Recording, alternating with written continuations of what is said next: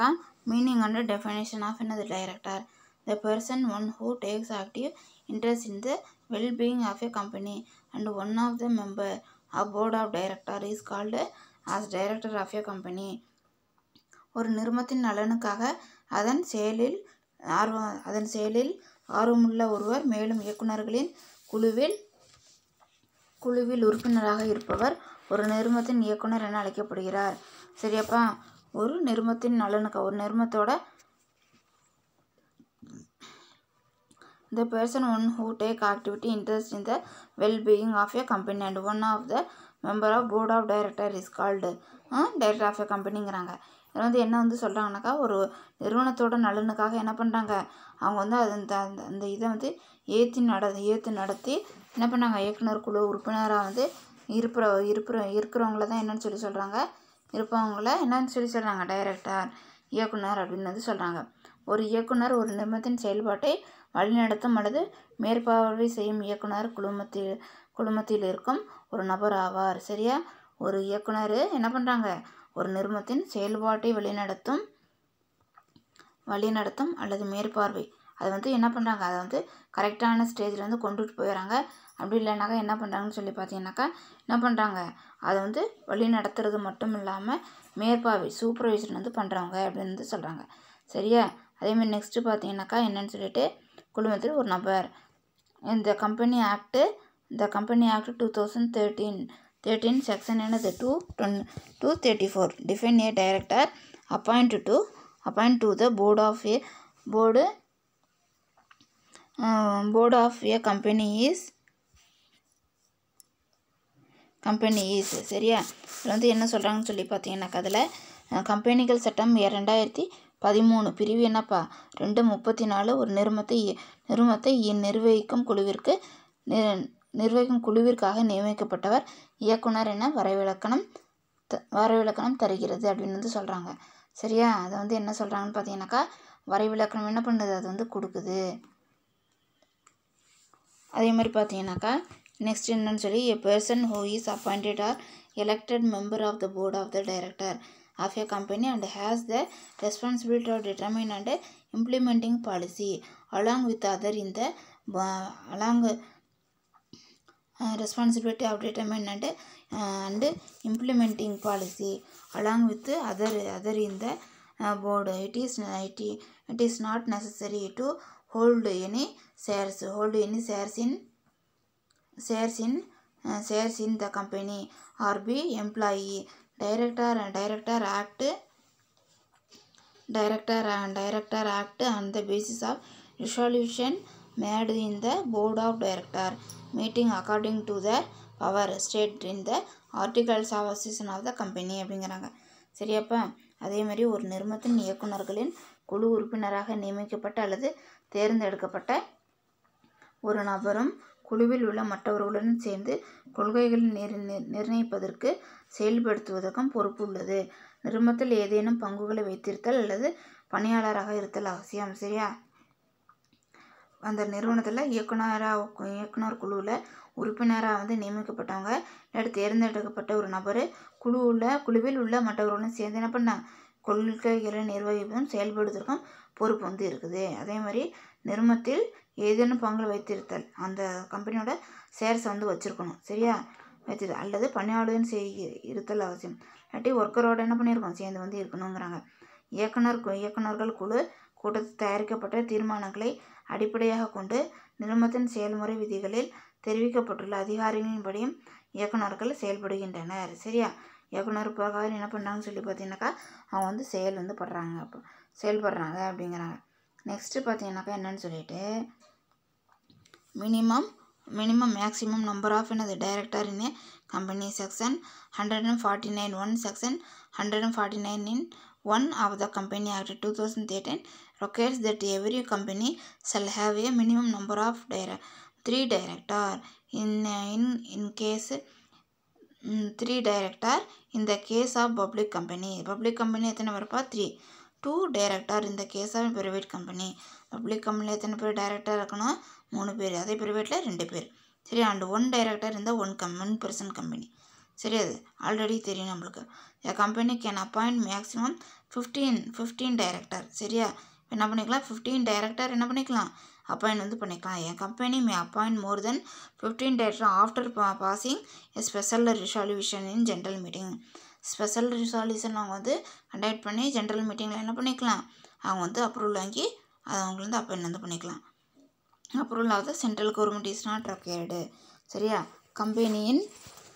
கம்பெனியின் குறைந்தபட்சம் அதிகபட்ச எண்ணிக்கையிலான இயக்குநர்கள் கம்பெனிகள் சட்டத்தின் பிரிவு என்னது 149 பிரிவு 149(1) சரி 2013 ஒவ்வொரு பொது நிறுவனத்திற்கும் குறைந்தபட்சம் 3 இயக்குநர்கள் இருக்க வேண்டும். ஆனால் ஒரு தனியார் நிறுவனத்திற்கு 2 இயக்குநர்கள் என ஒரு நபர் நிறுவனத்திற்கு 1 இயக்குனர் என கூறப்பட்டுள்ளது.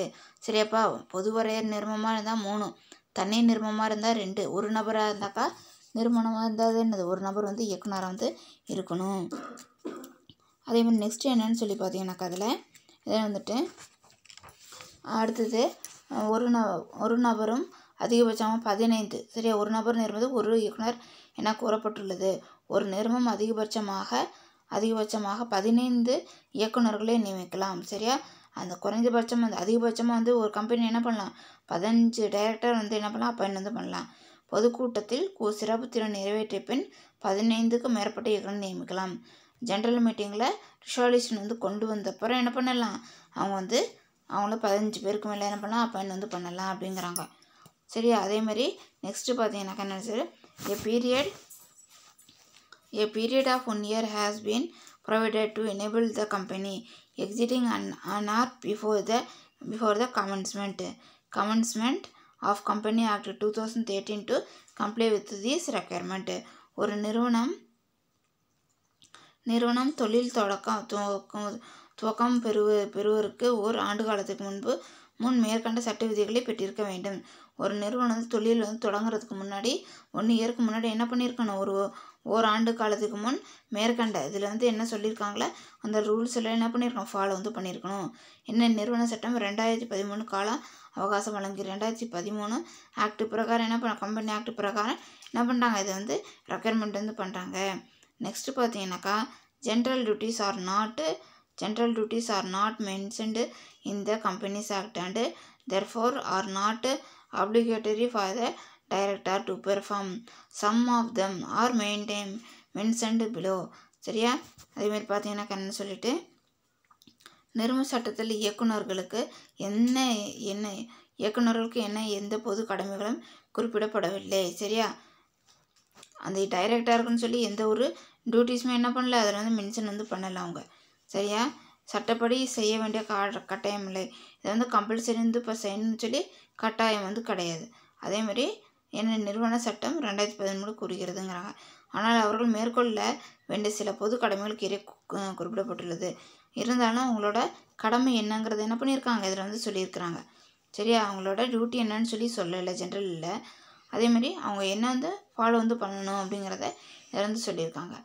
To act in good faith, the director are expected to act in good faith. They should always act in the best interest of the company.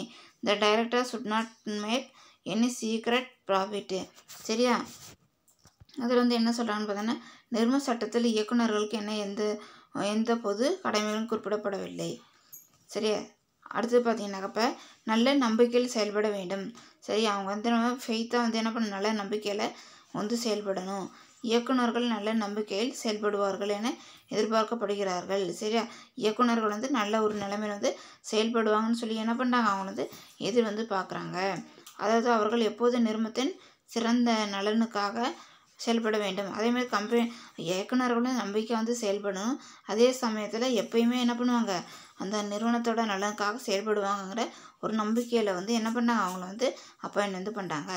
இயக்குநர்கள் எந்த ரகசியமும் லாபமீட்டும் செயல்களை செய்யக்கூடாது. டைரக்டர் என்ன பண்ணக்கூடாது, எந்த ஒரு ரகசியமாக வந்து அவங்க வந்து ஏர்ன் பண்ணுற ப்ராஃபிட் வந்து மெயின்டைன் பண்ண அவங்க வந்து சம்பாதிக்கிறத வந்து விஷயத்தில் அவங்க வந்து பண்ண வந்து கூடாது அப்படிங்கிறாங்க. அதேமாதிரி to act with utmost care.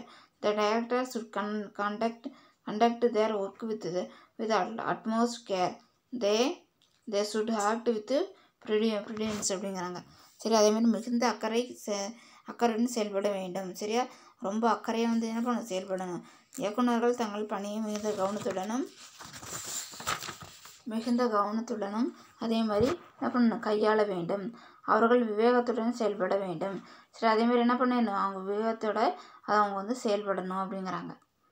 Next, not to delegate work. The directors are supposed to perform all their work by themselves. They are not expected to delegate their work to anyone else. சரி, இதில் வந்து என்ன சொல்கிறாங்கன்னு சொல்லி பார்த்தீங்கன்னாக்கா, இதில் இயக்குநர்கள் தங்கள் பணியை தாங்களே செய்ய வேண்டும். சரியா, டைரக்டர் வந்து என்ன பண்ணணும், தன்னோட ஒர்க்கை வந்து என்ன பண்ணணும், அவங்களே வந்து செய்யணும். சரியா, வேறு எவருக்கும் தங்கள் வேலையை ஒப்படைக்கக்கூடாது. அவங்க வந்து வேறுத்தவங்களுக்கு என்ன பண்ணக்கூடாது, வேலை வந்து ஒப்படைக்க வந்து கூடாது.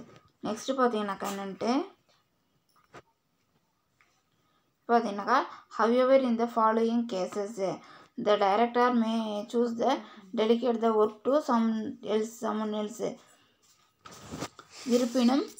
இருப்பினும் பின்வரும் சந்தர்ப்பங்களில் இயக்குநர்கள் பணிக்கு வேறு யாராவது ஒருவருக்கு ஒப்படைப்பு செய்யலாம். சரியா, if it is permitted in the Companies Act or in the Articles of Association. இது நிறுவன சட்டம் செயல்முறை ஆவணம் அனுமதித்திருந்தால். சரி, இவங்க வந்து பெர்மிட் வந்து கொடுத்துருந்தா என்ன பண்ணிக்கலாம், அதை வந்து ஃபாலோ வந்து பண்ணிக்கலாம். அதே மாதிரி if the director cannot perform certain work that demand specialized expertise, such work can be delegated in such a case. சரியா, சிறப்பு நிபுணத்துவத்தை கோருகின்ற சில வேலைகளை இயக்குநர்கள் செய்யாவிட்டால் அந்த பணிக்காக வேலைகளுக்கு ஒப்படைப்பு வழங்கப்படலாம். சரியாப்பா, ஒரு வேலை வந்து என்ன பண்ணல, டைரக்டர் வந்து அவங்க வந்து செய்யலைனாக்கா சிறப்பு நிபுணத்தை இப்போ கோருகின்ற சில வேலை இயக்குநர்கள் செய்யாவிட்டால் அந்த பணிக்கு வேலைகளை ஒப்படைப்பு செய்யலாம். ஒரு ஸ்பெஷலான ஒர்க்கை வந்து செய்கிறாங்கனாக்கா அதை நான் என்ன பண்ண முடியாது, அவங்களால டைரக்டர்னால செய்ய முடியலங்கிற சுச்சுவேஷனில் அதுக்கு தனியாக என்ன பண்ணிக்கலாம், ஒரு ஆளை வந்து அப்பாயிண்ட் வந்து பண்ணிக்கலாம் அப்படின்னு வந்து சொல்கிறாங்க. சரியா, அந்த பணிக்கு வேறு ஆள் என்ன பண்ணிக்கலாம், அப்பாயிண்ட் வந்து பண்ணிக்கலாம். சரியாப்பா, நடத்தின வரைக்கும் என்ன பண்ணுங்கள், படித்து வந்து பாருங்கள். டவுட் இருந்தால் ஃபோன் பண்ணி கேளுங்கள். வீக்லி டெஸ்ட் எழுதி சென்ட் பண்ணுங்கள். தேங்க்யூம்மா.